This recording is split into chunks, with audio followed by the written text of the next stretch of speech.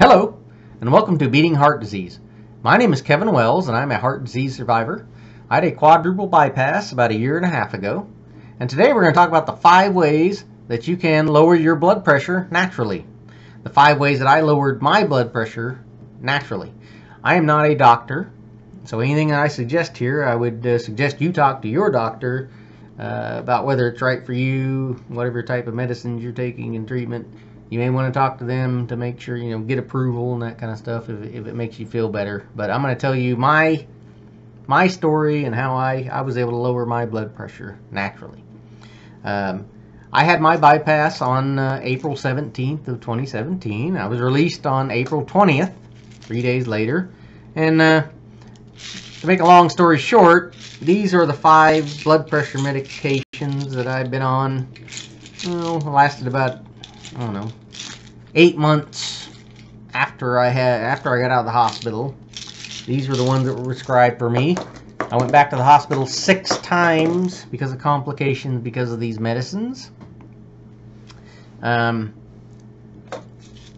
got to the point where I finally said I am never going to take another blood pressure medicine because I just do not tolerate them well. And I'm sure there's a lot of people out there the same way, that they just cannot tolerate blood pressure medicines. And of course, modern medicine, they want to keep trying new stuff on you, and they would have tried 20 more pills on me, and either I would have died or I would have found one that actually worked.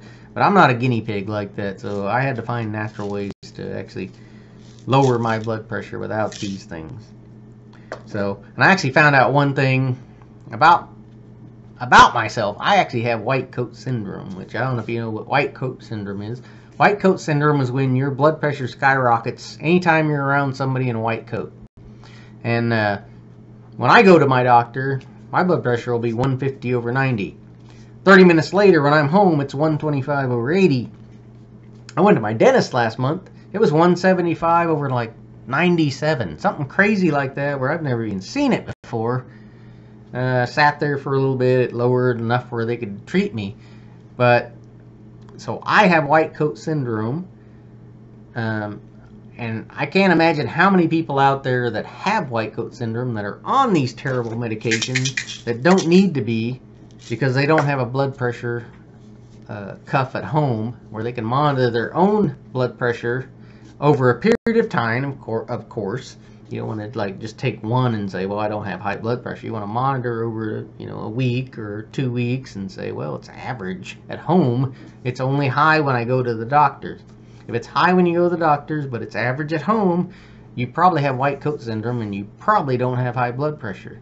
So you don't need to be on these nasty medications. Now, I'm not telling you that you should take yourself off of these medications without your doctor's approval, but if you have white coat syndrome, you need to find out that you have that and you don't actually have high blood pressure, because these things are nasty. A lot of these medications are nasty, and you talk to anybody that's on them and they usually have problems with them. So anyway, so we're going to talk about the way I was able to lower my blood pressure naturally.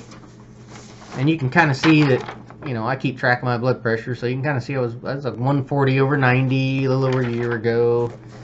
And here's some readings, as I'm getting it down. Anytime I would try something different, I'd mark it over here on the left side. You can see I'm getting in the 130s, in the mid 80s, so it's coming down. And then I got it in the 120s, over 70, whatever, so average, enough where I don't need these nasty medication. So we're going to talk about the 5 things that I did to lower my blood pressure. Number 1 is magnesium. Magnesium is very beneficial for a lot of things in your body.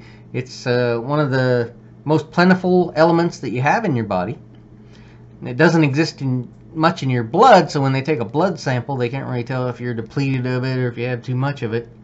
But I actually started taking magnesium oxide. There's several different magnesiums that you can get to take, and my start was magnesium oxide, and you had to take quite a bit of it.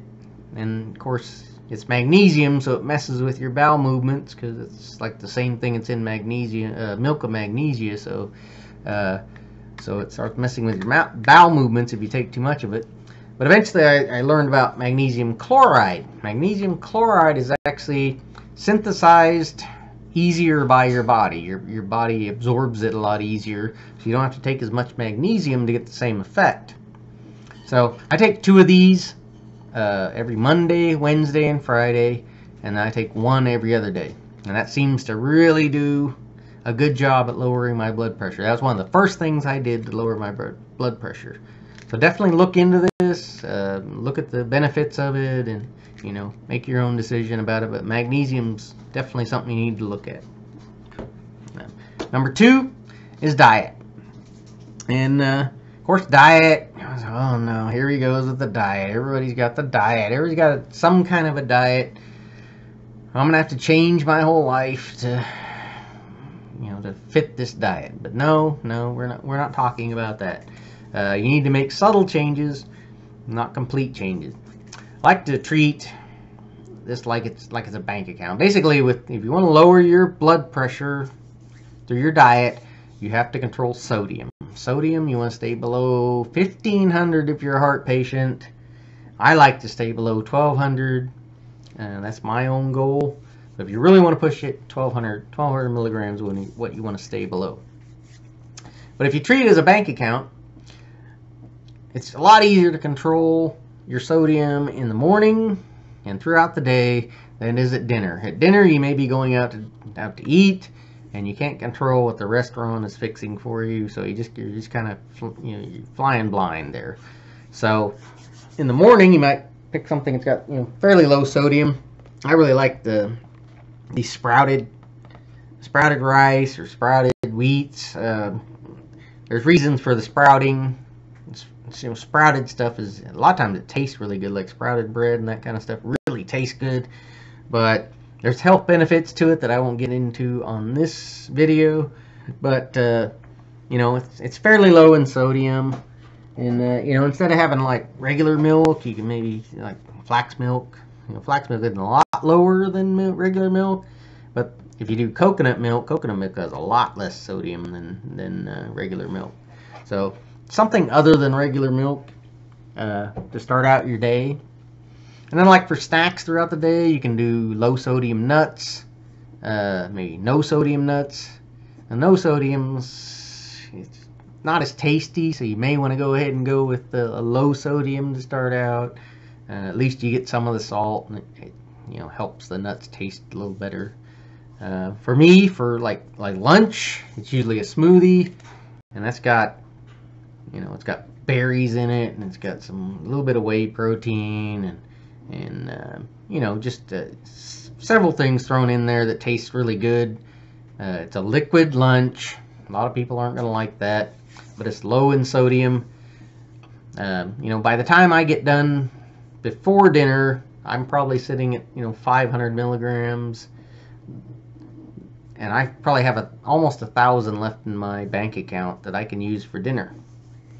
If I'm on a 1,200, I only have 700 milligrams left. But if I'm shooting for 1,500, I still have 1,000 milligrams of sodium that I can blow on dinner. Okay, so in this way, you don't feel like you're cheating yourself. At the end of the day, you're like, well, I had one really good meal, and yes, I had to kind of save up for it throughout the day.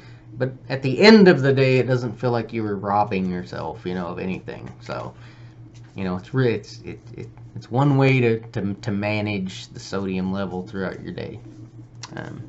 The third way that I've been able to manage my blood pressure is sleep position. And sleep position is a major thing for me because I have sleep apnea. Now, every human being has sleep apnea. Most of them don't have it to where they need treatment. I am one who does need treatment, basically. When I got done with my surgery, I pretty much slept in a recliner for the first month when I got home, because really it was the only way it was comfortable after being split open. Sleeping in the recliner, I could get out of it easy. I didn't have to, it wasn't a struggle to get out of the recliner in the morning. After about a month, I tried sleeping in my bed, so I was sleeping flat on my back. and the blood pressure levels started, or readings started going up. I'm guessing I was having apnea episodes in the night, so it was causing my stress and blood pressure readings to go up. So pretty much the last year and a half, I flip-flopped from the recliner to the bed to the recliner, trying different things, and it seems like I end up a lot back in the recliner. But I'm back in the bed now. Now one of the things you can do to the bed is you can get these wedges. Now this is kind of more of a professional wedge, kind of from a gym, but you can get wedges at Walmart and stuff that'll help, incline, not quite that much, incline the bed for you. Basically, when you incline the bed, it causes you to have less sleep apnea episodes. It causes less stress on your heart. If you can afford to have a full bed or queen bed that has individual sides where you can adjust that would be better if you're married or something. That way your spouse doesn't feel like they're sleeping on a mountain or something. I tried actually putting the whole bed up at an incline. You have a tendency of trying to slide off of it throughout the night, so you have to keep putting yourself up to the top several times during the night. If you actually get those little wedges that go underneath your knees and stuff and put that there, that'll keep you from sliding down at night. But it's better to just wedge underneath the head of the mattress and then have some little wedges where your knees are at. You can just work on the angle and find the best angle for you, but for me, if you have any apnea at all, I can guarantee you this is going to help lower your blood pressure. Even if you don't have apnea, I'm pretty sure it's still going to help lower your blood pressure sleeping at an angle. And say, well, I can't do that, I can't get used to that. And it does take some getting used to sleeping that way.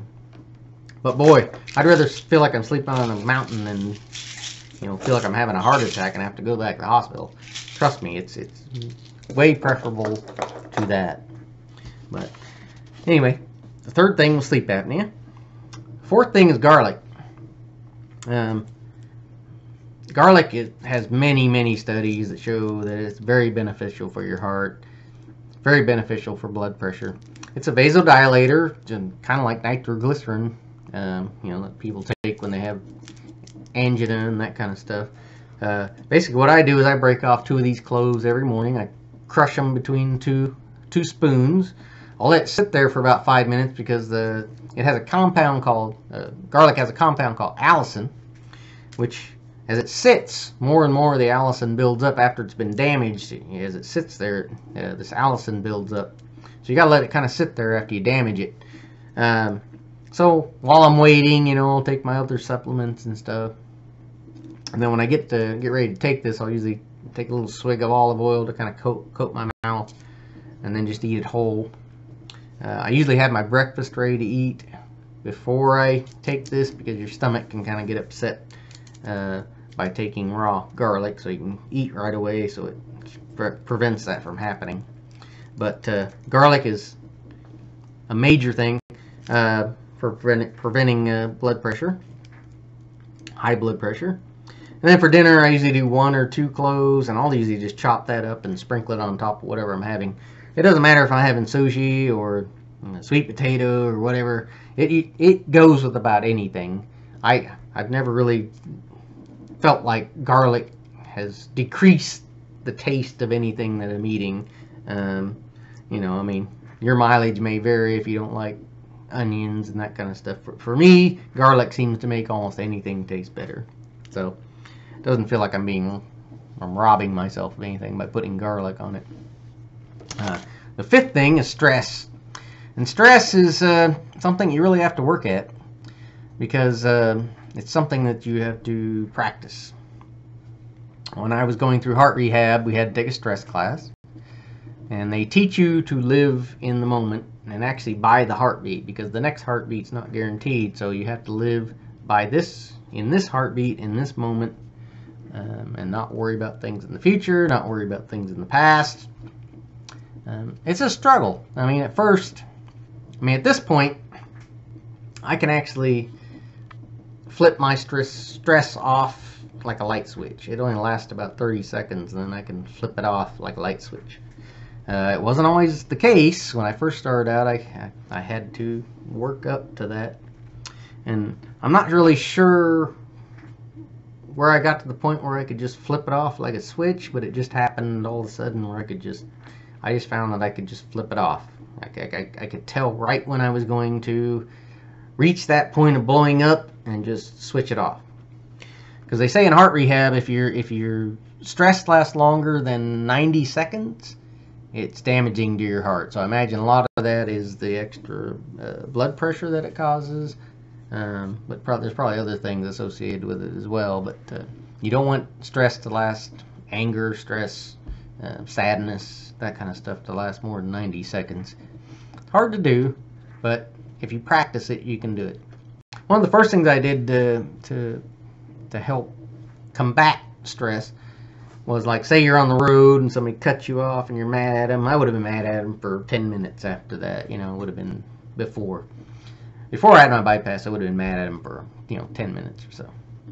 But now I'm like, maybe 10 seconds have passed, and then I'll find like a cloud to look at in the sky. I'm obviously keeping an eye on the road still, but I'll see a cloud, or I'll see a tree on the side of the road that might be a little funky shaped or something. And that, by looking at those things for just a little bit, I can just focus back on the moment. I'm not focused back on the 10 seconds ago when that guy cut me off. I'm not focused on the meeting that I'm going to. It's going to happen in 10 minutes that I may never even get to. I may not even make it there. So why should I worry about it right now? I need to stay in this moment, return to this moment, and focus on this moment. And that's the way I started my stress management, and somehow it's progressed to where I can just flip it off with a switch. It's like, okay, this stressful thing happened. I'm mad for a moment. You can still have your anger. Nothing wrong with having anger, but you cannot let it control you, and you cannot let it last longer than 90 seconds. So you have to be able to just switch it off. So anyway, I hope some of these things helped you lower your blood pressure naturally.